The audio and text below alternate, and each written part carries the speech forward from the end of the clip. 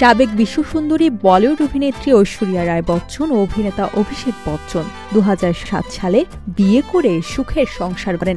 বিয়ের ঠিক 3 বছর পর দম্পতি জানিয়েছিলেন এমন একটি দিনও নেই যেদিন তারা ঝগড়া করেন না। কিন্তু কিভাবে এই ঝগড়া অশান্তি সামলে উঠেন, একসঙ্গে থাকেন এই দম্পতি? মনে রাগ নিয়ে কিংবা অশান্তি নিয়ে রাতে ঘুমাতে যাওয়া যায় না, বিছানায় যাওয়ার আগেই সব মিটমাট করে নিতে হয়। এই নিয়মটি তখন থেকেই মেনে আসছেন এই দম্পতি। সেই সাক্ষাৎকারে আরও এক প্রশ্ন করা হয়েছিল, ঝগড়া হলে কে আগে ক্ষমা চান?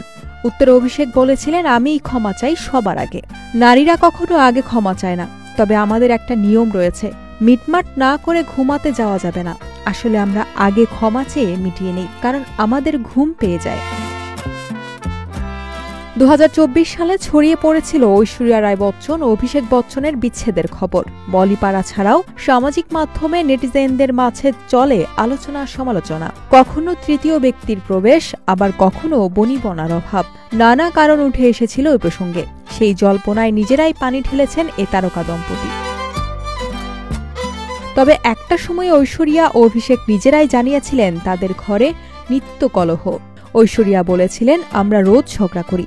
সঙ্গে সঙ্গে অভিষেক জানিয়েছিলেন, ঝগড়া হলেও তা খুব গুরুতর জায়গায় পৌঁছায় না। তিনি বলেছিলেন, আসলে ঠিক ঝগড়া নয়, আমাদের মধ্যে নানা বিষয়ে মতের অমিল হয়, স্বাস্থ্যকর তর্কাতর্কি হয়, না হলে তো একঘেয়েমি এসে যেত। দাম্পত্যে স্বচ্ছতা থাকা খুবই জরুরি বলে মনে করেন অভিষেক বচ্চন। সৎভাবে খোলামেলা আলোচনা করলে তবেই দাম্পত্য সুখের হয়। আর যে কোনো স্বামী স্ত্রীর মধ্যেই কথা কাটাকাটি লেগে থাকে বলে মনে করেন অভিষেক। তবে মনোমালিন্য হলেও তা মিটমাট করার ভিন্ন ধরন রয়েছে, এমনই মনে করেন অভিনেতা।